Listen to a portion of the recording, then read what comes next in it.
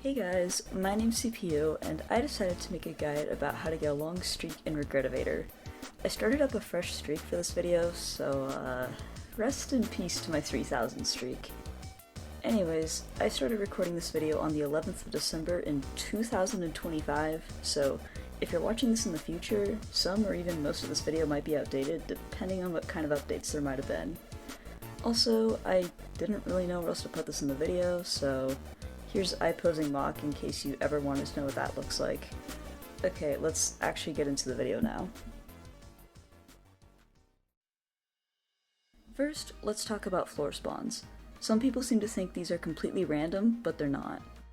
There are three main categories of floors: standard, shop, and special. I know that obby and boss floors also exist, but for the sake of the game deciding which floors to spawn, these indicators don't actually seem to mean anything. Shop floors will spawn every 15 floors, and special floors will spawn every 50 floors. This also means that every 150 floors, a shop and a special floor are going to try to spawn at the exact same time. The game deals with this by making the shop spawn first, and then the special floor is going to come right after that. For every other floor, the game is just going to pull up a standard floor. These categories have more use than just saying on what floor numbers shops and special floors show up though. Floors within their own category cannot repeat until every other floor in that exact same category has also been seen. If you want to visualize this, imagine that each floor in Regretevator is written down on its own piece of paper and then is put into a hat. When the game needs to pick a floor, it's going to take a name from that hat. Once all of the names have been drawn, the game puts them back into the hat and then it repeats this process. Now imagine that there's three of those hats, one for standard floors, one for special floors, and one for shop floors. If you use a floor ticket, it removes that floor from the hat as if the game had naturally chosen the floor. For example, if you summon Glorbringo at floor 10, then it removes Glorbringo from the shop hat. I haven't tested what happens if you spawn the same floor multiple times, so I'm not actually sure if you can remove a floor from future hats by spam summoning it. Whether you want to play solo or with others is up to personal preference since there are pros and cons. If you're playing solo, you obviously only have yourself to rely on. This makes some floors like Area 51 a lot more challenging if you care about completing floors, but they're still possible with enough practice. However, in multiplayer, you can rely on others for help. If you're playing in a public lobby and not with just some close friends though, you might have to be wary of people possibly griefing your streak. Also, the other serious downside to playing with others is the possibility of fighting over limited resources, such as racing to be the person who gets the glass of fungal balmy in Red Ball Temple. Personally, I think playing solo is the better option, but if you have some friends who are experienced with the game and willing to help you, then playing in a private lobby with them is also a really good option. To get started with actually playing the game, you'll need to start setting up quite a few items and buffs for your streak. If you don't want to use floor tickets, this can take a couple hundred floors, so this is by no means a fast process. I also recommend doing the first 150 floors in a single play session so that you can guarantee you'll see several different shops, but I don't think this is feasible for the majority of people since that can take quite a few hours. Anyways, let's talk about the actual items you'll need to obtain. I know that you technically don't need any items to get a long streak, but they make your life significantly easier and dramatically increase your odds. I organize these items by level of priority so that if you're short on coins, you know where to prioritize your money. So, first and foremost, let's start with the items that are very high in priority. These items are pretty much essential for getting a long streak, and they're some of the most important items in the run. First up, we have the Amulet of Asteria, which you can only find an office of, and it reduces your gravity. I recommend getting the Imitator build bonus, which means you'll have to purchase this 20 times. Mock only sells 3 at a time though, so this can take you a very long time to get all 20 stacks since you have to come back to her office 7 different times. The next item is the gas mask, which is luckily way more available. You can find these in literally any shop, and even though they're only helpful for an elevator event and a single floor, I consider them pretty much essential since the gas and hotel floor can kill you very quickly. Next is the glass of fungal balmy. This item is found at the very end of Red Ball Temple, and instead of costing you coins, it actually costs you 50 hit points.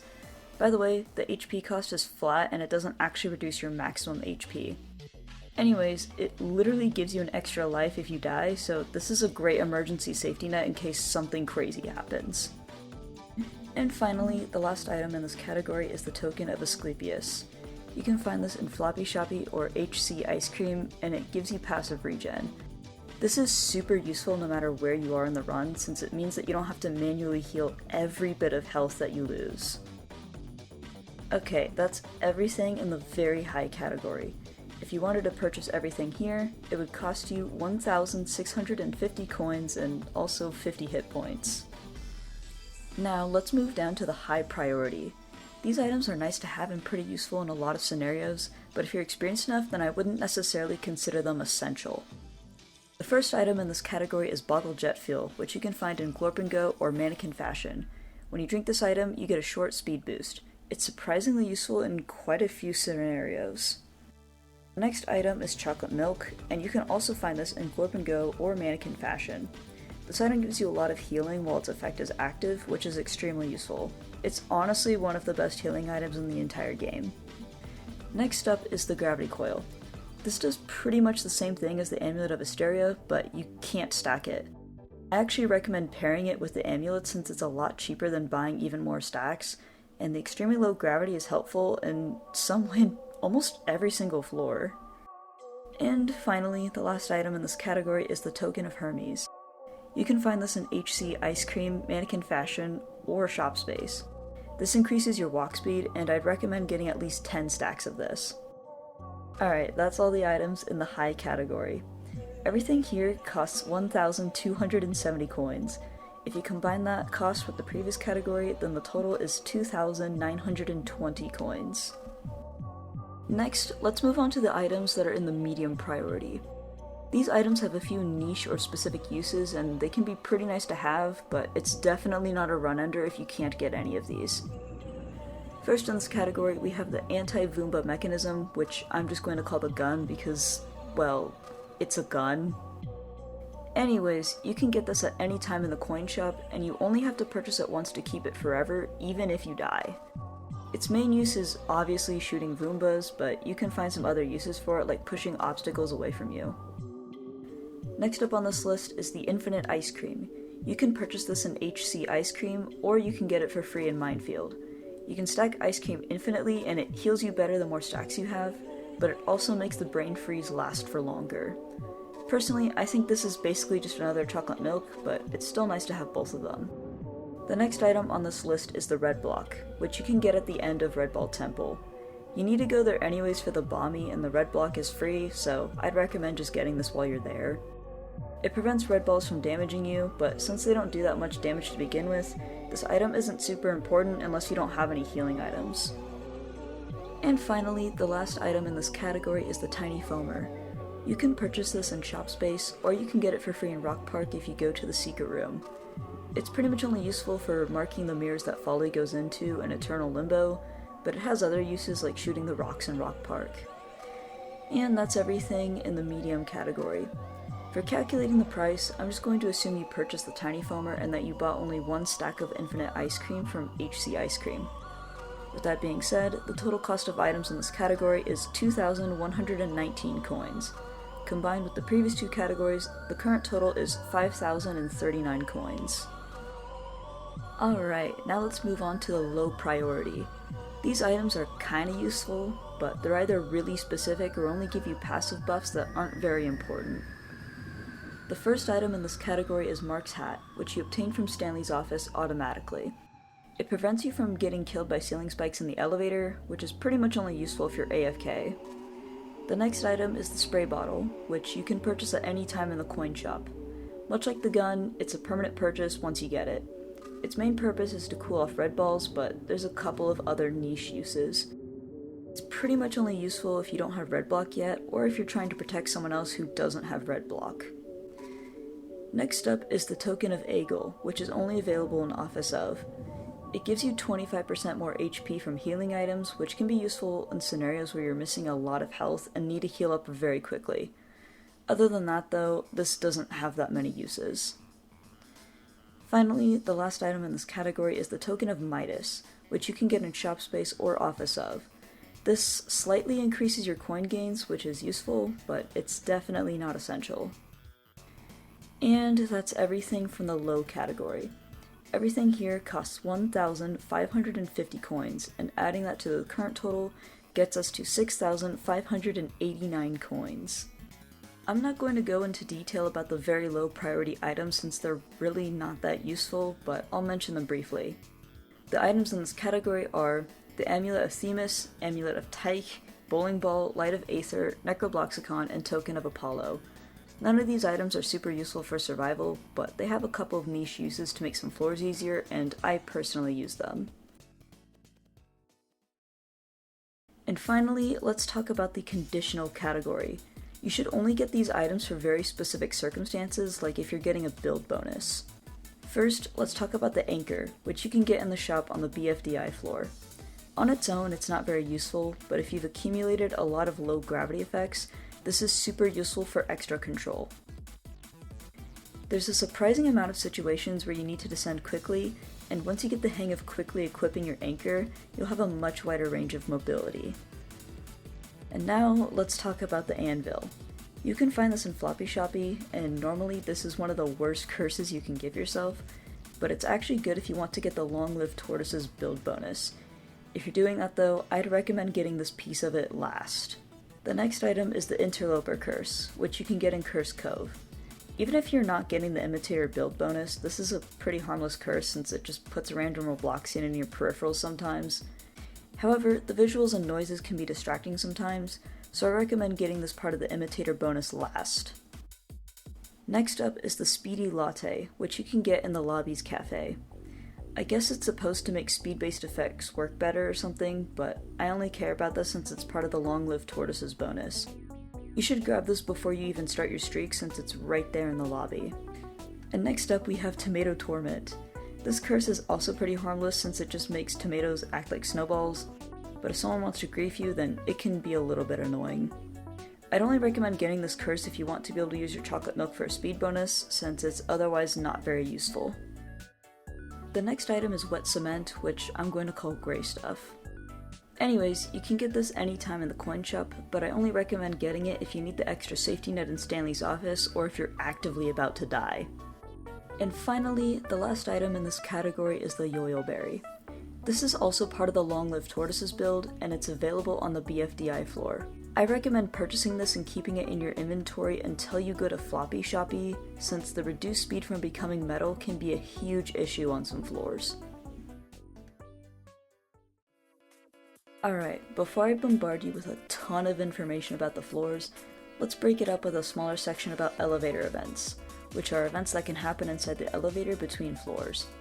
Most of these are harmless, so I won't even mention them, but there are a few that you need to worry about. First of all, there's an event where vents can open up on the floor and spew fire. To survive this, stand on the railing until the fire goes away. Next, there's an event where the rails will become very hot and burn you if you stand on them. Just don't touch them until they turn gray again. Finally, there's an event where spikes will come from the ceiling where the lights usually are. If you see the lights moving, get out of the way since you won't know if it's spikes or something else until it drops down.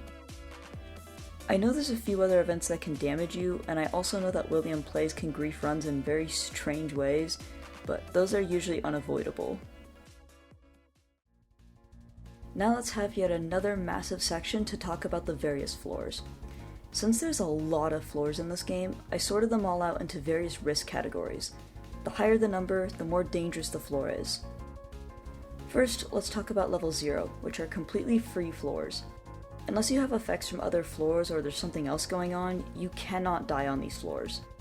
I won't talk about them in detail, but the list of completely safe floors are on screen if you want to pause and read them. I am not going to be reading all of that out loud. And now let's move on to level 1, which are floors that can technically damage or kill you, but they require voluntary participation. For a floor to be considered voluntary, you need to be able to stay anywhere within the elevator for the entire time and not take any damage. If you're only safe in a specific part of the elevator, or if you have to go somewhere outside of the elevator to be safe, then I did not consider it voluntary. Anyways, once again, I'm not going to be saying all of these floors out loud, so you can pause if you want to read all of these names on screen. Next up is level 2, which are floors that are a bit unique. These floors are safe most of the time, but clover eggs can hatch here and make the floor unsafe. The floors in question are 3008, Bugbo, Color Our World, GM Flatgrass, Pet Capture Deluxe, Pizza Delivery, Temple of Something, and After Ava. If a clover spawns on any of these floors, do your best to avoid it until the floor's over. Alright, and next up is level 3. These floors have minimal risk, which means that it's a bit difficult to take any damage or die. These floors are Drive-Thru, Elevator x5, Floppy Shoppy, Frightening Floor, Super Highway, Rock Park, and Bomb Defusal. For notes on a couple floors, stand on the railings in both Elevator x5 and Frightening Floor. In Elevator x5 specifically, make sure you do this off to the side. Also, in Rock Park, you can hide by the secret entrance for a safe spot even if you don't actually open it. Just keep in mind that clovers can spawn in Rock Park if an egg hatches though, so if you're unfortunate enough for that to happen, then you might not be able to use it. Alright, and next up is level 4. These floors have mild risk, which means that a little bit of damage might be taken even if you're trying to be careful. These floors are Dance Party, Floodfill Mine, Infected Apartment, Germ Pop Factory, Motel Strawberry Game, Reddy's Underground Diner, Turret, UES, and Red Ball Pile. In Germ Pop Factory, you can hide in a box the entire time and the Germ Abomination will not attack you even if you make noise the entire time. In Reddy's Underground Diner, stay in the kitchen and get Reddy's resets through the wall. Next up is level 5. These floors are a moderate risk, which means that there's a pretty decent chance of taking damage or even dying. These floors are Broken School, Crumble Cube, Elevator Shaft, Eternal Limbo, Happy Home Party, On the Heights, Two Stud Camp, and Hole in the Wall. For On the Heights, you might not be able to use the bounce pad if you're heavy from metal and if your gravity isn't low enough. Also, in Happy Home Party, clovers can sometimes spawn and make the floor even more difficult. Next up, we've got level 6. These floors are a severe risk, which means that there's actually a pretty good chance of death. The floors in question are Abandoned Cube, Backrooms, Stanley Room, and Wheel of. In Backrooms, I'd recommend trying to find a corner of the map to hide from the clovers and wait out the floor. In Stanley Room, it's the same story as On the Heights. If you're heavy from metal and you don't have enough low gravity effects, you might not be able to use the bounce pads. However, this is obviously much more lethal on this floor. And now we have level 7. These floors are extremely risky, so make sure you're being extra careful on these floors. These are Fun Flooded Squishies, Hotel Floor, and Wall of. In Hotel Floor, try listening for the faint music through the door before the gas actually starts.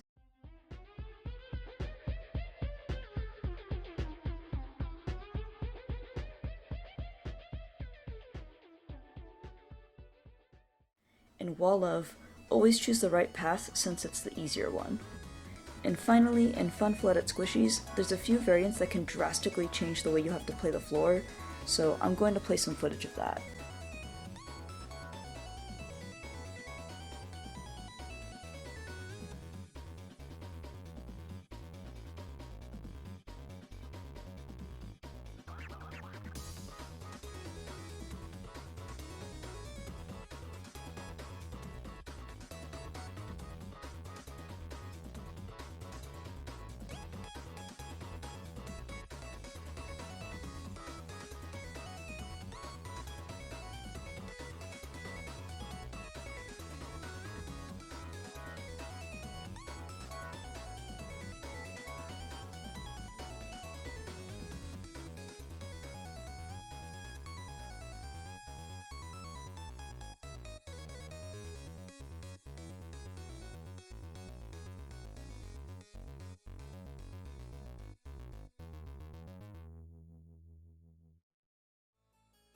Okay, and last but not least, level 8.